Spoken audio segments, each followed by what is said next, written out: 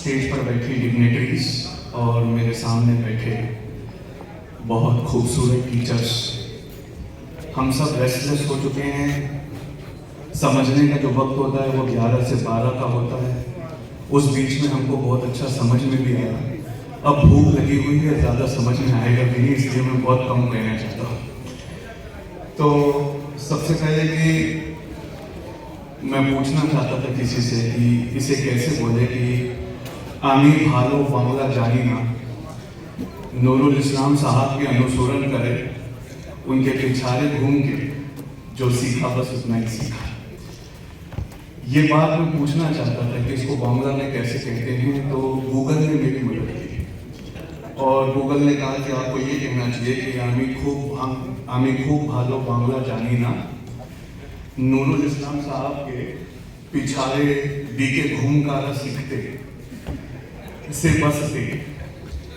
अब ये बात में जितना सुनने में मजा आया उतना ही सोचने वाली बात भी है कि हम अपने बच्चों को क्या पढ़ाएं, जबकि गूगल हमसे अच्छी बंगाली भी जानता है। हम अपने बच्चों को क्या बनाएं कि जब एक दिन में 74,000 विकिपीडिया के पेजेस अपडेट होते हैं, हमारा बच्चा अगर सारी जिंदगी हर सेकंड भी पढ़ता रहे तो वो विकिपीडिया को नहीं हरा सकता। हम उस जमाने में कौन सा एग्जाम दे जिस जमाने में एलेक्सा जो 3,500 रुपये की मशीन है वो दुनिया के हर सवाल का जवाब दे सकती है। ऐसे जमाने में पढ़ाना है और वो भी उस फोरम को पढ़ाना है जिस फोरम पे दुनिया में सबसे ज्यादा क्रिटिसिज्म है कि आप दुनिया के हिसाब से कतई नहीं पढ़ाते। अभी वकील साहब बता रहे थे कि ये मदरसा बोर्ड बाकी मदरसे बोर्ड से बिल्कुल अलग है। यहाँ मदरसे के ट्रेडिशनल सब्जेक्ट्स कम हैं और दुनिया के आधुनिक दुनिया के मॉडर्न जमाने के सब्जेक्ट्स ज़्यादा हैं। लेकिन मैं आपको बताऊं, वो सब्जेक्ट्स भी जो आप पढ़ा रहे हैं वो भी अगर आपको मोस्ट मॉडर्न जमाने का पढ़ा रहे हैं, सबसे नया भी पढ़ा रहे हैं, तो वो भी अब आउटडेटेड हो चुका है, क्योंकि मशीनों ने उतना याद करना सीख लिया है जितना इंसान के बस की बात नहीं है। राम पुनियानी साहब जो गांधी जी का रेफरेंस ले रहे थे, आप किसी भी मशीन का माइक का बटन दबा के फ्री में पूछ सकते हैं कि गांधी जी कब पैदा हुए, तो वो बताती है कि 2 अक्टूबर 1869 को सर। गांधी जी की वाइफ, उनका क्या नाम था, तो कहा कस्तूरबा गांधी। कितने साल बड़ी थी सर? 2-2.25 साल हमारे बापू से वो बड़ी थी। गांधी जी ने नॉन कॉपरेशन मूवमेंट कब लॉन्च किया, ऐसा कहते हैं 1921। सीडीएम कब लॉन्च किया, 1931। आपके बच्चे को अगर भी स्टेज पे खड़ा कर दिया जाए और उनसे ये बात पूछी जाए तो शायद उसे ना पता हो, तो फिर एग्जाम कैसे लिया जाए? तो दुनिया में एग्जाम लेने का पैटर्न बदल रहा है और हम एक कुएं के अंदर हैं। हम आसमान उतना ही जानते हैं जितना कुएं में से दिखाई देता है। आप उस कुएं से बाहर आइए और यूपीएससी का कोई क्वेश्चन पेपर कभी उठा कर देखें, या फिर अमेरिका की यूनिवर्सिटी के ओपन बुक टेस्ट का क्वेश्चन पेपर उठा कर देखिए। आप पता है ओपन बुक टेस्ट क्या होता है? क्वेश्चन पेपर लेना है और आंसर शीट लेनी है और दुनिया में जहां आपकी मर्जी करे वहां जाइए, 3 घंटे में लिखकर वापस ले आइए। 3 घंटे में तो आप आ नहीं पाएंगे, तो एक काम करिए, आप 1 महीना वो क्वेश्चन पेपर और आंसर शीट रख लीजिए, 1 महीने बाद वापस आएंगे। लेकिन अगर आपने इस तरह नहीं पढ़ा जिस तरह मैं अब बताने वाला हूं, तो भी आप वो पेपर नहीं निकाल पाएंगे। अगर आप लाइब्रेरी में बैठ जाएंगे, अगर आप लैपटॉप पे सारे इंटरनेट और वेबसाइट्स खोल कर बैठ जाएंगे, तब भी उसमें से एक सवाल आप आंसर नहीं कर सकते। दुनिया को अब ऐसे एग्जाम से पास होने वालों की जरूरत है। दुनिया अपने क्वेश्चन पेपर में ये सवाल नहीं पूछती कि गांधी कब पैदा हुए थे, उनकी बीवी का नाम क्या था, उन्होंने एनसीएम कब लॉन्च किया। ये फैक्ट्स है, ये फैक्ट्स मशीनों को हमसे अच्छा याद है। गूगल को तो सारी दुनिया की किताबें याद है। एक एक्सपेरिमेंट है, आप किसी भी किताब में से एक लाइन गूगल पे टाइप करिए, गूगल पेज नंबर के साथ वो किताब खोल के दिखा देता है कि इस किताब के इस पेज से ली गई ये वाली। तो फिर एग्जाम कैसे होने वाले हैं? ध्यान से सुनना मदरसा बोर्ड के अच्छे टीचर्स। एग्जाम ऐसे होने वाले हैं, ना गांधी कब पैदा हुए थे, ना गांधी ने कब क्या लॉन्च किया था। अब वो ये पूछने वाले हैं कि गांधी अगर आज जिंदा होते तो क्या कर रहे होते? आज अगर गांधी जी जिंदा होते तो क्या कर रहे होते? और इसका जवाब श्री राम पुनियानी जी दे सकते हैं, इसका जवाब अलेक्सा भी नहीं दे सकती, इसका जवाब गूगल भी नहीं दे सकता। और जिस बच्चे ने ये जवाब दिया था उसने बहुत अच्छा दिया था। उसने कहा था, उसका सेकंड रैंक आया था आईएएस में। उसने कहा था कि गांधी जी अगर आज जिंदा होते तो इंडिया में मुसलमानों की तरफ से लड़ रहे होते, तो हम उनको इंडिया से निकाल लेते। तो वो पाकिस्तान जाते, चुप नहीं बैठते, वहां हिंदुओं की तरफ से लड़ रहे होते, तो पाकिस्तान उनको वापस निकाल लेता। तो अमेंडेड सीएए में हम ही अपने बापू को वापस लेते। गांधी जी सुप्रीम कोर्ट में अपना एडवोकेट नहीं रखते, क्योंकि बापू खुद बहुत अच्छे एडवोकेट। गांधी जी बनिया थे, इसलिए जीएसटी को सबसे अच्छा समझते। और जब खाने पे जीएसटी लगाया गया तो शायद अगला दांडी मार्च उसके खिलाफ निकाला। गांधी जी अगर आज जिंदा होते तो ट्विटर पे ओबामा उनके फॉलोअर होते, यूट्यूब चैनल पे सबसे ज्यादा सब्सक्राइबर होते, और फेसबुक पे सवेरे और शाम लोग उनकी आरती का इंतजार करते। आप देखें उस स्टूडेंट ने क्या किया, उसने किताबों से उस फहम को लिया, उस विजडम को लिया जो हमारी एजुकेशन से खत्म हो गया है। हमारी नॉलेज रह गई है, फैक्ट रह गया है, विजडम नहीं रह गया। जब तक आप इस विजडम के साथ अपने बच्चों को नहीं पढ़ाएंगे तब तक आप उनको सिर्फ बेरोजगारी की लाइन में खड़ा करने के लिए तैयार कर रहे हैं।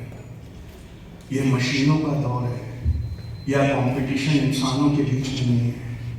एक मशीन दिन भर में उतना काम कर देती है जितना हजार इंसान मिलकर नहीं कर सकते, और बदले में सिर्फ इलेक्ट्रिसिटी बिल देती है।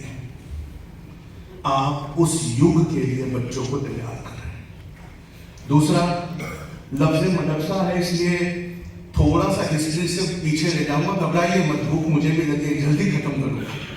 लेकिन मदरसे की हिस्ट्री में आप अगर जाएंगे तो कुरान और हदीस इस पर क्लासेस होती थी, पर ज्योग्राफी के बिना सूरह रहमान नहीं समझाया जाता था, और हिस्ट्री के बिना पैगंबरों के किस्सों को नहीं सुनाया जाता था, और कॉन्स्टिट्यूशन के बिना हमें तो शर्म से मर जाना चाहिए। पहला कॉन्स्टिट्यूशन देने वाले दुनिया को हम लोग हैं। आज हमें अपने कॉन्स्टिट्यूशनल अधिकारों की कोई भी मालूमात नहीं है। और पता है हम कैसी कौम है? गूगल पे किसी ने बड़ा चुभता हुआ दिख दिया था, और उसकी चुभन इतनी तेज है कि मैंने उसको दीवार पे लिख के रख दिया है। वो कहता है तुम ऐसी कौम हो, मुसलमानों से कहता है तुम ऐसी कौम हो जिसने पिछले 20 सालों में 2 टन बिरयानी में इन्वेस्ट किया है और 2 किताबों में इन्वेस्ट नहीं किया। किसी ने लिखा नहीं, हमारे यहां अक्सर के यहां कम से कम 2 किताब तो मिल जाएगी। तो वो मुस्कुरा के वापस लिखता है, जाकर चेक करो वो रॉन्ग सब्जेक्ट्स की किताबें हैं। पिछले 20 सालों में हमारे रिसोर्सेज सबसे कम थे, हम सबसे गरीब थे, और हमने उन गरीबी की बहुत छोटी सी कमाई को अपने नफ्स की अय्याशियों पे उड़ा दिया। हमने आने वाले फ्यूचर में इन्वेस्ट नहीं किया। यहाँ जो लोग बैठे हैं स्टेज पर, उन्होंने अपने फ्यूचर में इन्वेस्ट किया। किसी ने अपनी किताब के प्रीफेस में लिखा है हमारी कौम के बारे में, हम वो किसान बन गए जिन्होंने अपना ही बीज खा लिया। काश वो बीज हम उगाते, और जो किसान अपना बीज उगाते हैं ना, उनके आने वाली नस्लें सेफ रहती हैं। तो पूछा बीज उगाना क्या है? तो जवाब सुनिए, बीज उगाना क्या है? कम से कम जो कौमें उरूज पर है, यानी जो सोसाइटी, जो नेशंस बहुत ऊपर है, उन नेशंस में, उन सोसाइटी कम से कम हफ्ते में 1 या 2 किताबें हर शख्स खत्म कर रहा है। तो पूछा 1 या 2 नई किताबें पढ़ने का फायदा क्या है? तो कहते हैं कि जिस समाज में 1 या 2 नई किताबें लगातार आती रहती हैं, उस किताबों में नए आइडियाज का फ्लो आते रहता है, और जब नए आइडियाज का फ्लो आते रहता है तो हमारी सोच रिफाइन होती है, और जब हमारी सोच रिफाइन होती है तो एरर्स इन जजमेंट कम होता है। जो जजमेंट हम लेते हैं ना, उसमें एरर कम होता है। हम वैसे ही ग्रेजुएशन में ना के बराबर हैं, और ग्रेजुएशन से बाहर निकलकर कम से कम एक किताब भी ढंग से नहीं पढ़ते। सबसे पहले मदरसा फोरम के टीचरों से हाथ जोड़कर ये गुजारिश है कि ऐसी बेहतरीन किताबें उन्हें अपने एजुकेशनल सिलेबस में लाइए, उसकी समरी को उन बच्चों तक पहुंचाइए। और बड़ी खूबसूरत बात बता रहा हूँ, राम पुनियानी जी बैठे इसलिए बोल रहा हूँ, आपका मजहब इतना खूबसूरत है ना, जितना आप दुनिया के बारे में पढ़ेंगे ना, उतना अपने रब के और करीब हो जाएंगे। जितना आप दुनिया के बारे में जानेंगे, एक मिसाल देता हूँ, ग्यासुद्दीन भाई मेरे दोस्त बैठे हैं, किसी ने H2O पढ़ा। H2O क्या है? पानी है ना, जॉल बंगाली। तो पानी का कंपोजिशन जब पढ़ा तो उसने कहा कि मैं इस रब के करीब होना चाहता हूँ। कहा कैसे? कहा इसमें 2 हाइड्रोजन 1 ऑक्सीजन है, 2 कंबस्टिबल अति ज्वलनशील जिसको नासा अपने रॉकेट पे फ्यूल की तरह यूज करता है, वो 2 है, और 1 ऑक्सीजन है जो आग लगाने में मदद करता है। पर जब आपके रब ने कहा कुन फयकून, 2 जलाने वाले 1 भड़काने वाला ऐसा मिला कि बुझाने के काम आ गए। ये फिजिक्स, ये केमिस्ट्री, ये बायोलॉजी, ये इकोनॉमिक्स, ये तुम्हारी खोई हुई विरासत है। जब तक इसको नहीं पढ़ोगे, जिस उरूज का, जो अपनी खोई हुई विरासत का सपना तुम देखते हो, वो तुम्हें कभी नहीं मिलेगा। एक और चीज है, बस इसरार तक खड़े हो गए, इसका मतलब टाइम हो गया था। नहीं है ऐसा। एक अपील और है मेरी, यार बस्तियों की बस्तियां खाली हैं, हमारे यहाँ कोई इकोनॉमिक फिलॉसफी नहीं, हमारे यहाँ कोई इकोनॉमिक फिलॉसफी नहीं। हमारे यहाँ इकोनॉमी क्या है, कैसे वर्क करती है, उसमें सबकी हिस्सेदारी क्या होती है, इसका तो कोई इमेजिनेशन ही नहीं है। अगर मुझे एक जिंदगी और मिलती, वैसे ना मिले तो अच्छा है, मुझे भी अपने रब के पास जाना है, लेकिन एक जिंदगी और मिलती तो मैं इकोनॉमिक्स पढ़ना चाहता।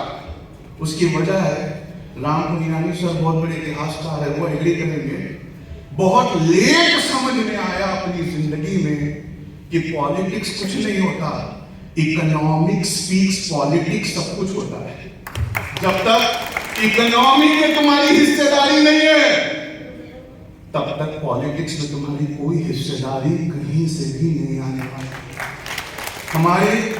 हमारे फाइनेंशियल गोल्स भी नहीं है। मेरा बस चलता ना तो मैं मदरसे की दीवारों को अपने हाथों से पेंट कर देता और एक दीवार पे लिख देता कि जब बच्चा 15 साल का होता है तो उसके क्या गोल्स होने चाहिए, दीनी और दुनियावी क्या गोल्स होने चाहिए।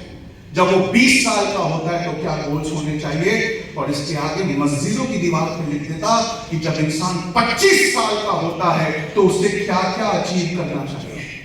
पता है क्यों? जिन कौमों का गोल नहीं होता, जिन कौमों को पता नहीं होता कि क्या करना है, बस वही कौमें हैं जो जीनोसाइड का डर खरीदती हैं। तो ये दिन भर व्हाट्सएप पर बैठकर फॉरवर्ड करते हो ना, ये इसीलिए फॉरवर्ड करते हो क्योंकि तुम्हारे पास कोई पॉजिटिव फॉरवर्ड लुकिंग गोल है ही नहीं। और तीसरा, मैं आज से 4 साल पहले जब ईमानदार साहब से मिला था तो उनकी तकरीर में एक लाइन थी जो मेरे दिल पर छप गई। उन्होंने मुझसे पूछा तुम क्या करते हो? मैंने कहा सर मैं सोचना चाहता हूँ, थिंकर बनना चाहता हूँ। सब लोग पता नहीं मोटिवेशनल स्पीकर कहते थे, तो इन्होंने बड़ा अच्छा कहा था, मोटिवेशनल स्पीकर की जरूरत नहीं होती। तो पूछा मोटिवेट कैसे करते हैं? तो आपको याद होगा सर, आपने कहा था बस लेकर आओ, गांव के बच्चों को भर के शहर घुमा के वापस गांव में छोड़ दो। जब वो एक बार शहर की चकाचौंध देख लेते हैं तो अपने आप मोटिवेट हो जाते हैं। हमें सफर करना चाहिए, हमें घूम घूम कर लोगों से मिलना चाहिए। आज पहली बार अपने अनपढ़ होने का एहसास हुआ है जब स्टेज के इस तरफ बैठे बैठे इधर बोलने वालों की कई बातें समझ में नहीं आई है। क्यों नहीं आई है? क्योंकि एक्सपोजर और घूम कर समझना ये सब बहुत कम है हमारी कौम में। तीसरा और एक बहुत इंपॉर्टेंट चीज जो मैं बताता हूँ वो ध्यान से सुनिए। देखिए, एंटरप्रेन्योरशिप यानी रोजगार पैदा करने वाले कारोबार जिस कौम से खत्म हो जाते हैं उनके रिलीजियस प्लेसेस अपने आप खत्म हो जाते हैं। मेरी बात को आप समझिए। हर आलिम, हर मौलाना खड़े होकर चीख कर एक तकरीर करता है। पहले वो सुना देता हूं क्या कहता है। वो कहते हैं इस्लाम की बका के लिए, इस्लाम की सलामती के लिए मदरसों का सलामत रहना बहुत जरूरी है। लेकिन उसके आगे की लाइन वो नहीं बोलते हैं साहब, जो आपको सुनना चाहिए। इस्लाम की बका के लिए अगर मदरसों का बाकी रहना बहुत जरूरी है तो मदरसों की बका के लिए लोगों के कारोबार का बाकी रहना बहुत जरूरी है। और लोगों के कारोबार के बाकी रहने के लिए उनके बच्चों का IIT और IIM में पढ़ा लिखा होना बहुत जरूरी है। इसमें से एक लाइन भी जब मिटाओगे ना तो पूरा धड़धड़ा के गिर जाएगा। हमारे पास कारोबार के तरीके ही नहीं। हमें ना ऑनलाइन कभी कुछ बेचना आता है, ना अपना प्रोडक्ट रखना आता है। नए जमाने के नए तकाजे हमें बिल्कुल नहीं पता। और इसी देश में गूगल करके देखिए, ड्यूरिंग लॉकडाउन, जब लॉकडाउन था, खाने की मोहताजी थी हर दुकान वाले के यहाँ, तो अमेज़न जो सिर्फ एक वेबसाइट है जो कुछ नहीं बनाता, गूगल करके देखिए, $11,633 पर सेकंड उसने कमाए। $11,633 पर मिनट नहीं कह रहा हूं, पर सेकंड कमाए। इस पर हजरत अली का वो कौल याद आता है जो शायद आपने मदरसों में पढ़ाया होगा, जब अपने बच्चों को पढ़ाना तो अपने जमाने के एतबार से मत पढ़ाना, आने वाले जमाने के एतबार से पढ़ाना। तुम्हारा जमाना कुछ और था, उनका जमाना कुछ और होगा। आने वाले जमाने के एतबार से फ्यूचरिस्टिक एजुकेशन अगर हम उसको कहते हैं तो हमारे पास जीरो है। एंटरप्रेन्योरशिप अगर हम कहते हैं तो हमारे पास जीरो है। और जिस कौम के पास फ्यूचरिस्टिक एजुकेशन नहीं होती, यानी भविष्य में काम आने वाली एजुकेशन नहीं होती, और जिस कौम के पास रोजगार देने वाले कारोबार नहीं होते, मैं क्या कह रहा हूं आप सुन नहीं रहे हो, रोजगार लेने वाले नहीं, रोजगार देने वाले कारोबार जिस कौम के पास नहीं होते, रोजगार देने वाले कारोबार जो कौमें नहीं खोलती, उन कौमों पर हर इल्जाम झूठा लगा दिया जाता है। और आपकी बजाय, क्योंकि आपका हाथ कभी देने वाला था आज लेने वाला बन गया है। और अगर ये मदरसे नहीं होते तो इंडियन एक्सप्रेस का एक रिपोर्ट है, every fourth beggar in India is a Muslim. हर चौथा भीख मांगने वाला इंडिया में वो मुसलमान है। कुर्बान जाइए अपने आलिमों पर जिन्होंने मदरसा खोलकर इन बेसहारा बच्चों को आलिम बना दिया, वरना हर दूसरा भीख मांगने वाला मुसलमान। तो अपनी बात को समेटते हुए, बात को एकदम खत्म करते हुए, मैं आपसे बहुत बड़ी गुजारिश करता हूं, क्योंकि मेरे बड़े मुझसे पहले बोल चुके, तो ये बहुत ज़रूरी है कि मैं उनसे कम बोलूं। लेकिन मैं आपसे एक बहुत इंपॉर्टेंट बात कहना चाहता हूं, ध्यान से सुनिए। जो कौमें अपनी तारीख को भुला देती हैं, तारीख उन कौमों को भुला देती है। और एक बात आप याद रखना, जो कौमें अपनी तारीख को पढ़ती हैं, यानी अपनी हिस्ट्री को पढ़ती हैं अपने प्रेजेंट को समझने के लिए, जो कौमें अपनी हिस्ट्री को पढ़ती है। कुरान का ये फलसफा सुना रहा हूं, इतनी बड़ी कुरान पाक एक लाइन में सुना रहा हूं। अल्लाह ने हिस्ट्री की किताब बनाई। कैसी किताब? History with lessons. उसमें कौमों का उरूज है, ज़वाद है, पैगंबरों की जिंदगी है, सीरत है, विलेंस के तस्वीरें हैं कि तुम समझो और गौर करो। तो सुनना, जो कौमें अपने माजी को इस नीयत से पढ़ती हैं कि वो अपना मौजूदा समझ सके, जो कौमें अपनी हिस्ट्री को इस नीयत से पढ़ती हैं कि वो अपना प्रेजेंट समझ सके, उन कौमों के बच्चे गुलामी को और उन कौमों के बच्चे इलिटरेसी को कभी कबूल नहीं करते। हमें मदरसों में इससे पहले की कौमों के उरूज और जवाल को उस विजडम भरे लेसन से पढ़ाना होगा, ताकि आने वाली हमारी जो नस्लें हैं वो भी गुलामी को और वो भी किसी के पीछे पीछे आंख मूंद के चलने को कबूल न करे। बस इसी बात को मैं अपनी बात करता हूँ सर। Thank you sir. मंजिल उन्हीं को मिलती है जिनके सपनों में जान होती है। पंखों से कुछ नहीं होता दोस्तों, हौसलों से उड़ान होती है।